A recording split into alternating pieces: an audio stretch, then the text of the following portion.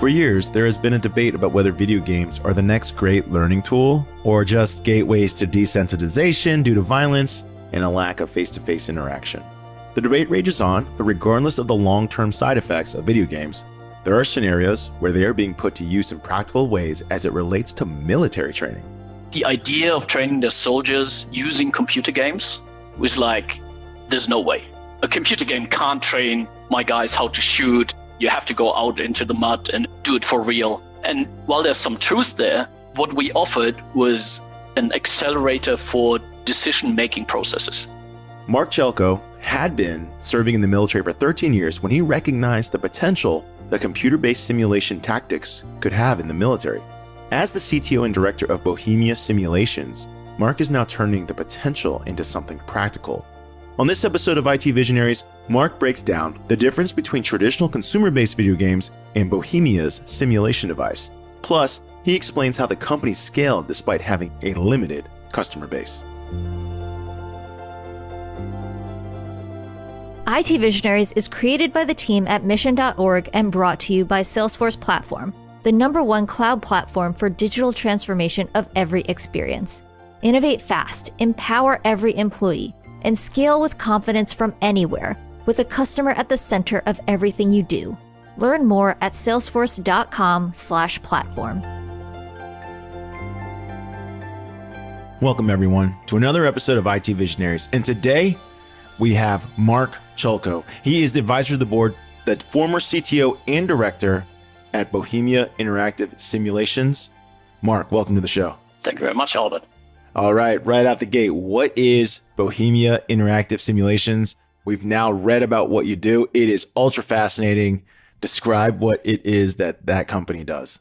So it's actually probably not that easy to describe in a single sentence. I mean, essentially, Bohemia Interactive, we're doing tactical training for the military based on a computer game. Does that answer your question? It does. So to me, it's like the world of simulations. It's for the military. So talk about some of the things you've been asked to simulate. Oh, it's really, as we often describe it, our products, which are called VBS, Virtual Battle Space, is essentially the PowerPoint of simulation. So when I talk about training, it's not that we are creating the training itself. We're giving our customers a tool to create training on their side. So what we need to produce is an open world where you have all the assets like vehicles. You can be an individual, you can be a helicopter pilot, you can be in a plane, everything you can imagine down to UGVs, which are unmanned vehicles, and drones that need to be accessible to the customers so they build their scenarios for training. It's hard for me to describe what it is to our listeners without using tools that are more commonly popular. I don't know if you're familiar with consumer gaming, but like Epic Games has built the Unreal Engine, and other companies can build their games on Unreal, or, Apple and Google have developed their languages so that other companies can build applications for their phones. Is that what Bohemia is doing? And by the way, I called it Bohemia for sure, but you guys have a shortcut name for it. What do you guys call it? It's BISim. BISim, yeah. So when it comes to BISim, is that what you guys are doing? You're building simulation tools capable of so that the militaries that use this tool can then build their interactions on top of it to re-simulate what it is that they want to train and practice on. In principle, the comparison to something like Unreal is pretty good. However, we do a lot more. So we do have like a game engine as well. But we really need all of the UI, for example, to expose the functionality to someone who sits in what they often call battle sim centers, so kind of like the simulation areas from the military. And you have administrators there, and they're not developers. So kind of giving them an Unreal Engine wouldn't really go very far. I mean, some of them are probably pretty smart as well, but it would take a long time. So you need to give them all the tooling, all the content to actually put together very quickly different training scenarios. An important part of training is something we call AAR, which is after action review. Mm-hmm. It's basically the debriefing. And I think that's the big difference to a normal computer game,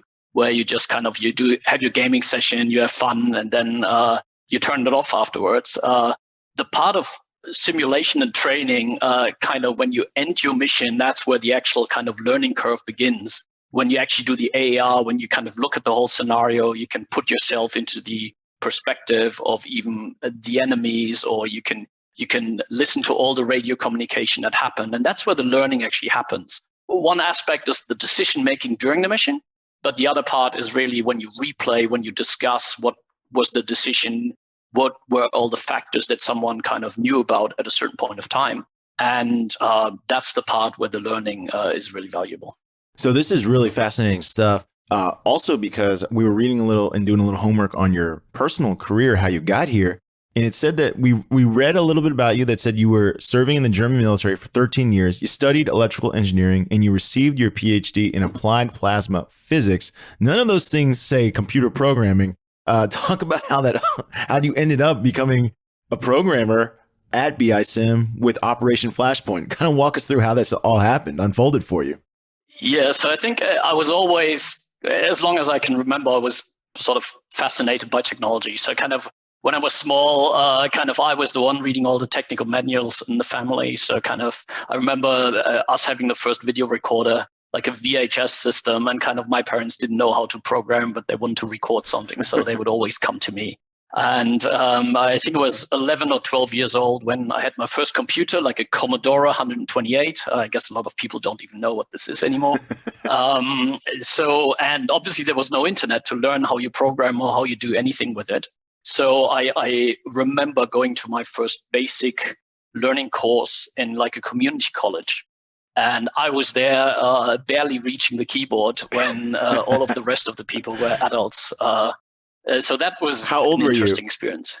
Well, about kind of 10 or 11, but I was rather small. So So you're a small 10-year-old kid at community college, 18-year-old to 20-year-old kids in your class, and you're just, like you described, reaching up over the keyboard like, oh, I'm going to program this. Sort of, yeah. But it was great fun. And on the other hand, I always kind of, I guess it comes with computers, loved playing computer games. Probably my parents didn't like this too much, the typical sentence of, you shall go out more and don't play so many computer games. But I guess it turned out that it was quite valuable for my job later on. That's right. So then you ended up serving the German military while studying electrical engineering. Talk about that path, because electrical engineering, obviously you would, I would assume you'd be making machines, working on things like that. And then I don't even understand your PhD, applied plasma physics. That sounds like blowing stuff up. I'm not sure. But walk me through that part of your life. The title itself is probably a little bit more sophisticated. I mean, there's different parts. I wouldn't call myself like a plasma physicist. I think that would be wrong. But kind of there's certain devices for applied plasma techniques, which are used to coat materials with ceramics. And it's a whole process of very different to creating computer games or simulation. But as part of this, it was always important to do actual simulation, to write code, to do diagnostics. So I always had a big part of programming as part of my role during my studies and also during my PhD. Gotcha. So you kind of saw the need. Talk a little bit about how that ultimately ended up you joining BISIM. Was the company already making these types of simulations at that time? Were you kind of seeing from your time in the military, like, hey, if we could simulate this more, it'd be more effective, it'd be easier to train, we wouldn't be so costly? Because obviously if you're running live simulations with like the vehicles, the cost to run those vehicles is extraordinarily high. Exactly. It would be great to tell a story how I all planned this and everything, but as often in life, it was pure coincidence. So I love to play computer games, and something new came out called Operation Flashpoint. Back then, all of the games were quite sort of mission kind of streamed. I remember something like Quake, where you just flow a certain path and you follow it, and essentially you were very limited. And then this new game came out, Operation Flashpoint, where even the demo blew everyone away in terms of having the freedom to go anywhere, to kind of go into any vehicle, to go into any helicopter.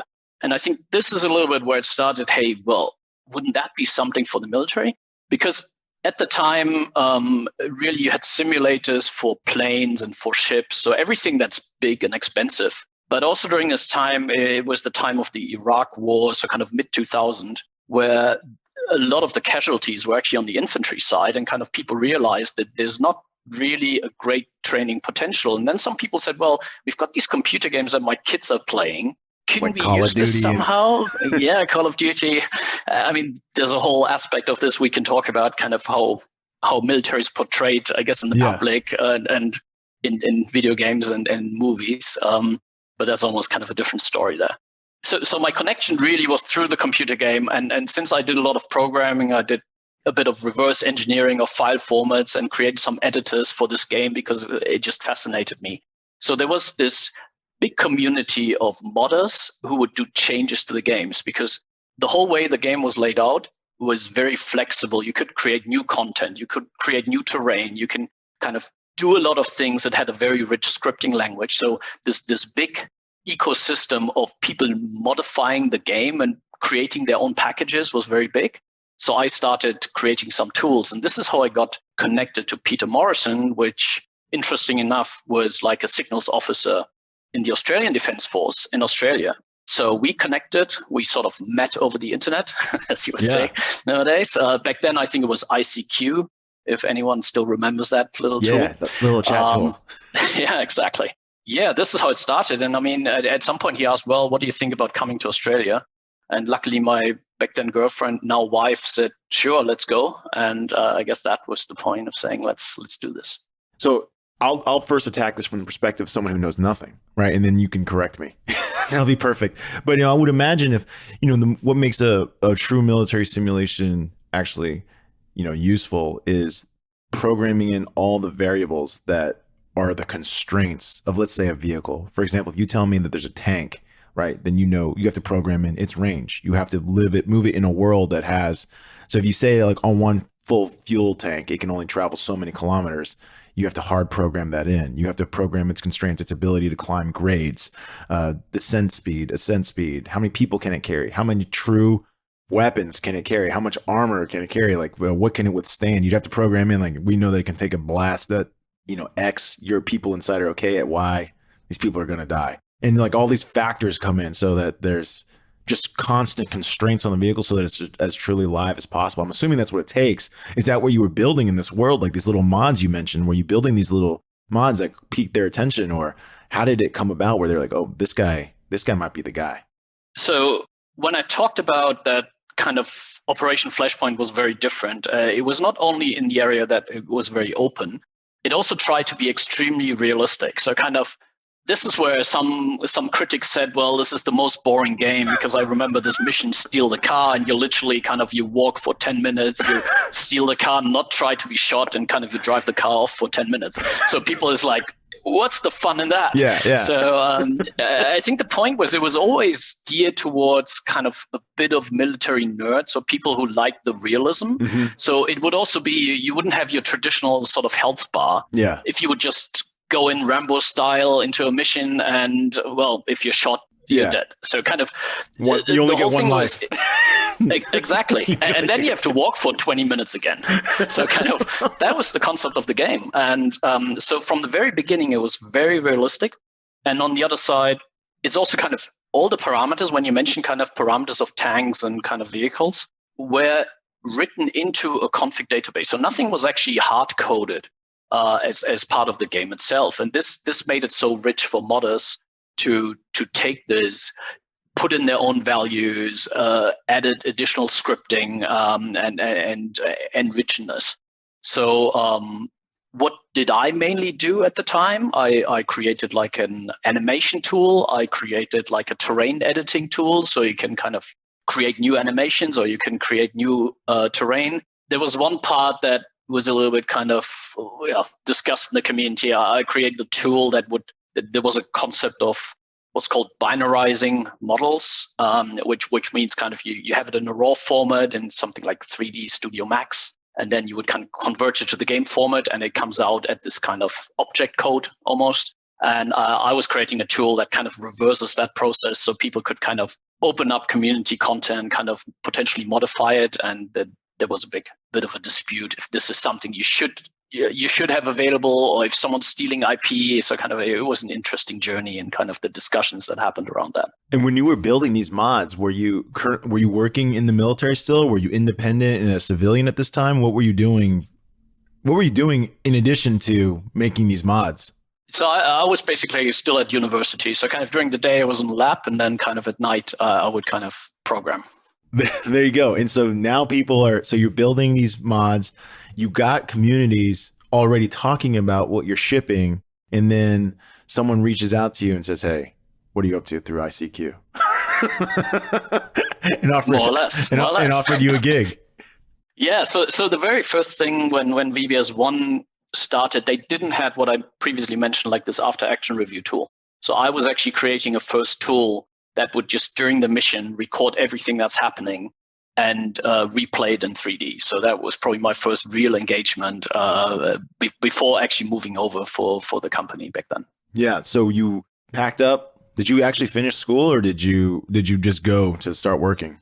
Well, actually, I didn't entirely finish my PhD. I kind of went back a year later to kind of sort of do my final get the doctorate.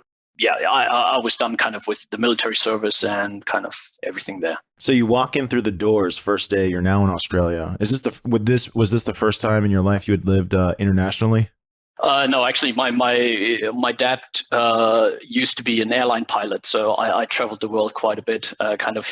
Him taking me to a lot of places. So it wasn't the first time. I also kind of did a vacation, kind of half a year before in Australia to just sort of, I guess, check it out or something. Okay. To actually kind of see a little bit of the place before making the final decision. But it was exciting because essentially at the start of what was still called Bohemia Interactive Australia back then, it was literally a shed behind a farm. So it was what you imagine for a startup, and including surfing at lunchtime, but then working at 2 a.m. in the morning. So. And when you walked in that first day, what were you thinking? If it's a shed where everyone's surfing at lunch, we're like, I've made a mistake. We're like, oh, this is going to be great. No, I thought this is cool. This is a change. I mean, coming from the military to a shed and surfing during lunchtime is quite a difference. So talk about a little bit about what you guys built. Eventually your career takes you to the CTO of the company, but when you're first starting out, a lot of times people do like let's say career transformative or groundbreaking. They do something groundbreaking where it really, really helps the company. You described this shed. We didn't know that you got to over 100 developers under your, like at one point, but talk about what were you guys working on at the time, and what was maybe the groundbreaking thing where you started getting customers really starting to notice, like, wow, these guys, BI Sim has some serious technology that can really help us prepare. Yeah, so in the military sector, there's kind of 2 big conferences per year. I mean, there's many more conferences, but so the main simulation conference is like IITSEC in Orlando and ITEC, which is usually traveling around Europe. So I think initially our presence at these conferences was noted. We just had this little tiny stand, but people would come up and kind of the graphics compared to all the other simulation systems were much nicer because it came from the video game industry. And then people would come up and say, yeah, but can you also change time of day? Yep, we can. Can you also kind of go to this place? So kind of they would ask all these questions that were typically difficult for some of them. But having this open world game, we were able to answer them quite quickly. So we made these connections and had these individual champions in various countries. So kind of from the beginning, we were actually pretty good at getting some funding from customers to say, yeah, we definitely want to give this a try, and also fund new technologies and new features in the software. Yeah, and what were some of the, you mentioned some of the ability to adapt and change worlds. You mentioned earlier that this is exactly what the crux of it was, which is this ability to basically model what you need to model. So you got different countries now, or different militaries now looking at you like, oh, this is something that we can absolutely use to train. Now, what were you thinking at the time? Like, now there's like a wave of people very interested. You mentioned before, like, checks started coming into the door, your company's growing. Were you thinking like, oh man, like we're going to be in trouble? Or did you ever think like you would have to only serve one country? Or I don't know, like how did that start developing? Because if you got a lot of interest from a lot of different places, it sounds like pretty quickly. Well, I mean, there was interest, but there was also kind of a big barrier, because you can imagine some majors or lieutenant colonels, like the idea of training their soldiers using computer games was like, there's no way. Yeah. Like a computer game can't train my guys how to shoot. You have to go out into the mud and do it for real. And while there's some truth there, like what we offered was like an accelerator for decision-making processes. Mm-hmm. So really entering this market was actually quite difficult at the beginning, because for people who attended these conferences, a simulator was like, okay, I've got a plane and I've got a big dome and I've got a cockpit and a lot of expensive hardware.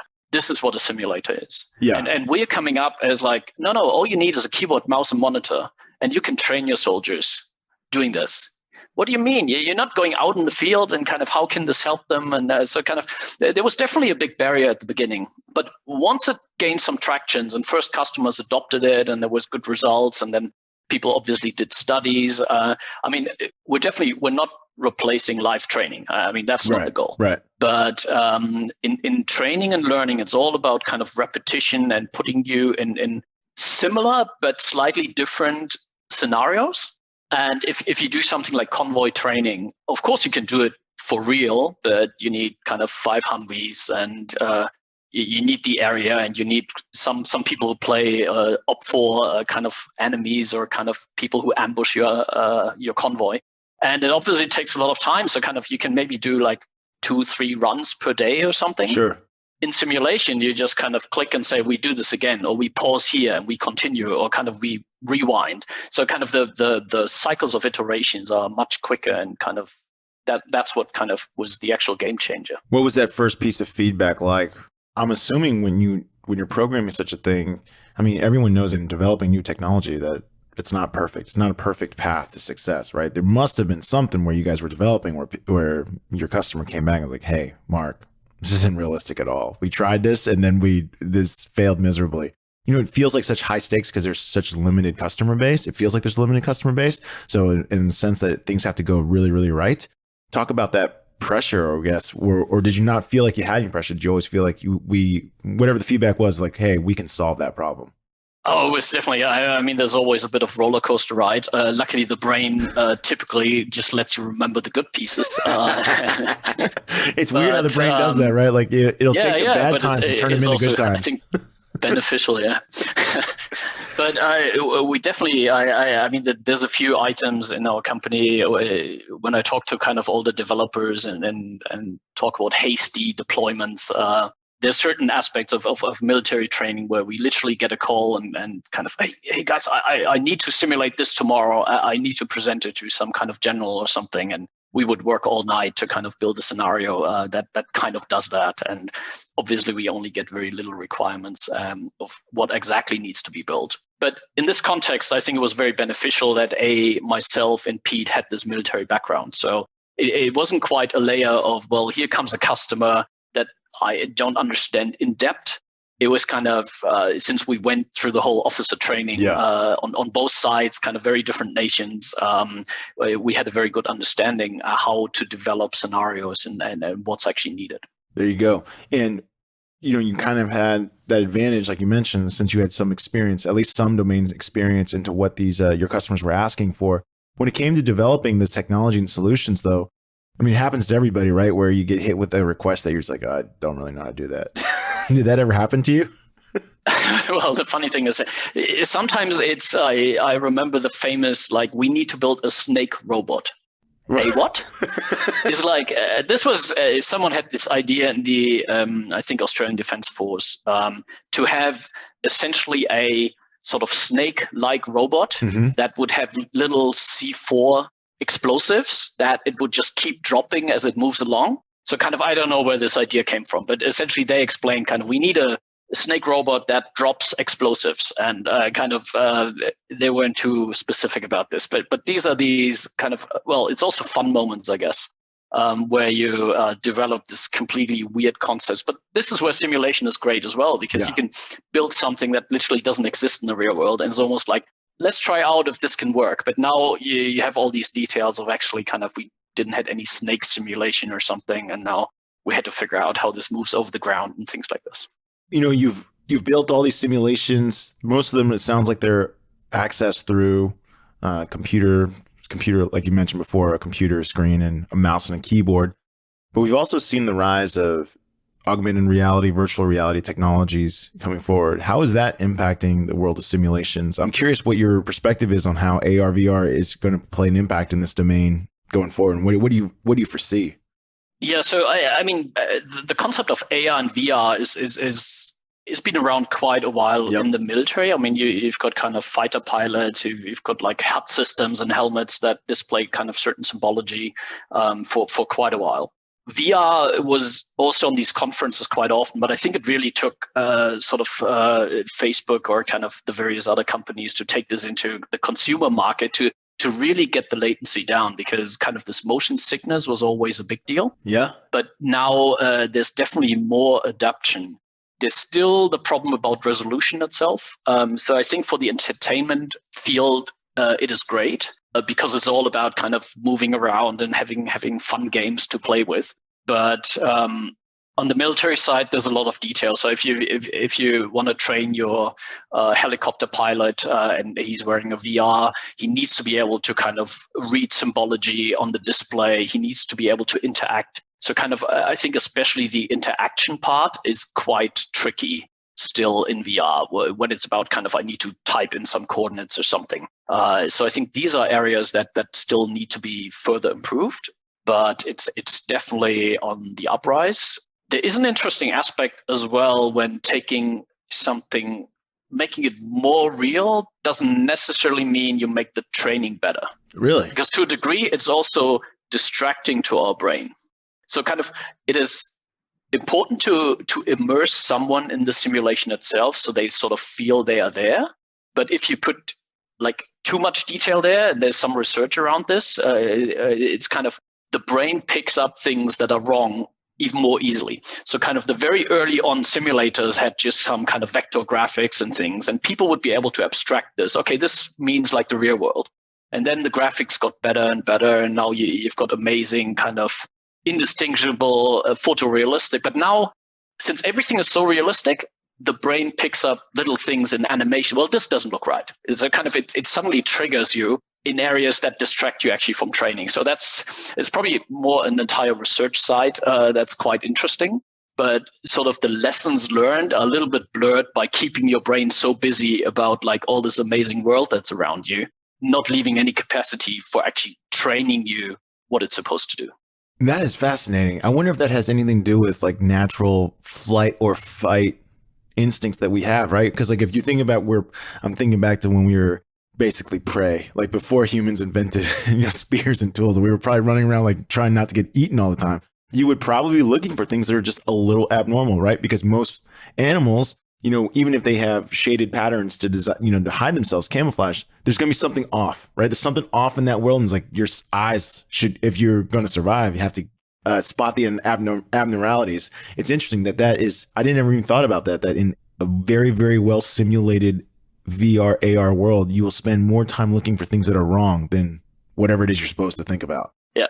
But then again, there's probably some scientists who deal with this, so kind of don't take me as like this is exactly as it is, but we're observing, some of these. Well, I've also noticed whenever I put on a pair of VR goggles and people are telling me, so it's supposed to make you feel like you're there, I actually don't ever feel like I'm there because I don't quite see what I would normally see in real life. Like peripheral vision is a great example. Like the periphery. So, for example, do you do any outdoor activities? Like do you ski? Yeah. You mentioned surfing before, right? Yeah, surfing, skiing, scuba diving. I tried almost every sport, I guess. Yeah. Not synchronous swimming. Well, yeah, like if no matter what someone says for VR, put it on. If they say it's surfing, it's like that doesn't look right. It something's off about it. So it's pretty fascinating that's part of it hinders learning. And I think this is also an area where kind of the really good VR games is where they just abstract it completely. So it's not trying to replicate the real world. It's more like, I guess there's games like Blast on the Quest 2 where you're on this platform and you've got all kind of different weapons and it's all sort of clearly fictional because obviously you're never kind of hovering somewhere in space, and then you can fight your opponent by using different weapons and have to move around, and so kind of if the setting is out of what you experience normally, then it seems like the brain accepts it a lot more and a lot easier to just say, oh yeah, that's what it is. Well, I've never seen something like this, but let's go for it. I want to also ask you more questions about the physical side, because you mentioned this a couple times now. You mentioned before that when you first introduced this, BI sim technology, that generals were saying, hey, you can't actually teach a person to shoot or do things without being in the muck or the mud. You mentioned earlier that if you are too sophisticated in VR, or the VR doesn't quite, like, for example, typing in coordinates, you mentioned it doesn't quite make you better at it. When it comes to like physical skills, you mentioned that the Sims are very good for helping people with decision-making process. Like, how would I approach this problem? Do you see a place where it's going to help people with physical, like actually doing things? Or do you think it's still going to be mostly in the decision realm? I'm just curious in your opinion, because I got asked this a question recently where they said everything's going to be virtualized. And I said, I don't think so. Because for example, I have a couple hobbies that I truly believe you cannot teach without actually doing it, right? Sports being one of them, but like guitar, music is another. I just don't think you can learn with simulation. Like, you have to hold a guitar. You have to feel the strings on your finger to know how to play. Like, you couldn't simulate that and then all of a sudden be good at it. That's just my opinion, but I'm curious where your perspective is on learning physical skills. Yeah, I think it's definitely a fascinating topic. I mean, there's also a lot of development. I had some of the there's, for example, haptics that try to develop this amazing glove where you have tactile feedback and temperature feedback and everything, but they're all not quite there yet. Yeah. However, I'm not saying that maybe in a few years' time, there might be some devices, or maybe Neuralink is actually kind of just overriding everything that's in your brain and just makes you believe it's all real. So from that perspective, I think as of now, something like virtual reality, I mean, you can get a great workout on something like Thrill to Fight, which is like a boxing game. Yeah. And it's probably kind of you in a fitness studio probably can't sweat as much as kind of playing this game. But I would agree with you that kind of really learning a physical skill through VR at this stage is probably quite difficult. Yeah. Oh, Mark, man, it's been awesome talking to you. Some of the perspectives you have is truly interesting, and your experience is pretty fascinating. But right now, it's time for the lightning round. The lightning round is brought to you by the Salesforce Platform, the #1 cloud platform for digital transformation of every experience. And Mark, this is where we ask you questions outside of BI Sim, outside of the world, so that our customers, our listeners, can get to know you better on a personal level. You ready? Go for it. All right, Mark. It sounds like you still game. Do you still play games? From time to time with my kids, like Nintendo Switch. So far, I can still beat them sometimes. Getting worse. What's your perspective on the modern game? The modern game. Well, I think there's not a single game anymore. It's like, or can you rephrase what do you mean by a modern game? Well, modern gaming in general. Well, I'll tell you mine, because you mentioned that. Like, the first thing I noticed when I held my son's Xbox controller was like, I can't deal with all these buttons. I'm used to original Nintendo, where it's an A/B button and a directional pad. Now we got 4 buttons here, 2 on the top of each finger. I got rotators here, and then I got a directional pad. I'm like, do I have to use all of these? Like, they're like, yeah, every single one does something. I don't know what I'm doing. I know, yeah, definitely the motor skills of the next generation is kind of quite admirable. At least kind of the hand motor skills, I guess. There's probably other motor skills where they're not as evolved. Yeah, like input devices are probably its own topic, but like in computer games, I really love when someone just has a complete new game idea. So kind of recently kind of downloaded this, I think it was Good Work or something. And it basically just puts you in a office scenario and you have to fulfill some tasks, but it's kind of there's a million ways to do it and you can mess up the whole place, and it's just good fun. So kind of games should be really about having fun, and a lot of them achieve that quite nicely. Yeah. Have you played Minecraft before? Well, I got dragged in by my kids. So, yeah. But Minecraft, for example, is also very interesting in terms of kind of when we talked about visual fidelity. I guess someone looking at Minecraft initially is like, well, like, how can you play this? This looks like ugly. I know they're now doing a lot with RTX and kind of shading and everything as well. But kind of the core concept obviously doesn't look that great, but it just shows that a good game, it's not all about the looks. It's not about being photorealistic. It's the idea behind the game. I remember when my kids downloaded Roblox, and Minecraft and Roblox to a certain extent, but Minecraft specifically, and I was like, this graphics looks like it's from when I was a kid. They loved it. So, like, to your point, like, if the gameplay is good, the gameplay is good. Well, when it's not games, it sounds like you quite an outdoorsman, like you like a lot of sports. What do you do for fun that's not games? Well, I think there's probably a question, what did I do for fun before Corona? But hopefully that's over soon as well. Well, I definitely like trying different sports. It's like kind of, I do indoor wind tunnel flying, which I started about 2 years ago. I've seen that. You wear the suit? Yeah. Is it the suit? Where you wear the suit and you can do flips and turns and go upside down. It's just amazing. It's like jumping out of a plane sounds a bit scary, but being in this wind tunnel is just amazing. And when my little daughter started ice figure skating, I sort of started as well. So I'm now a kind of junior trainer in this, which causes some amusement with my especially male friends. No, they always have this Blades of Glory picture, I think. They're picturing you in that the tight uniform. That's what they're doing. They're dogging on you, man. You gotta tell them, nah. It's listen. My son's an ice hockey player, and I remember the person that teaches the power skating is a figure skater too, and she challenged them, all the boys, to like a test, like my figure skaters versus your boys on this like track or a course. And now the figure skating is no joke about it at all. Man, your friends are dogging you. Why are they calling you? They calling you out, trying to make you look like Will Ferrell, huh? I have no problem.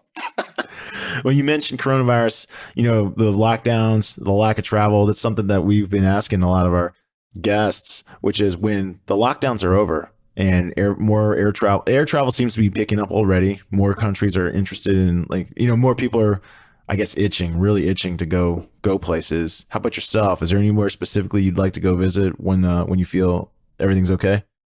Well, I recently, living in Munich, it's quite close to the Alps anyway, but kind of when I was a kid, as I mentioned, my dad was a pilot, so we always flew to exotic places. Yeah. But I recently really kind of enjoyed going into the mountains and enjoyed the nature there. And especially during summertime, it's not too hot and there's just an abundance of activities you can do there. So this is something I'm really looking forward to.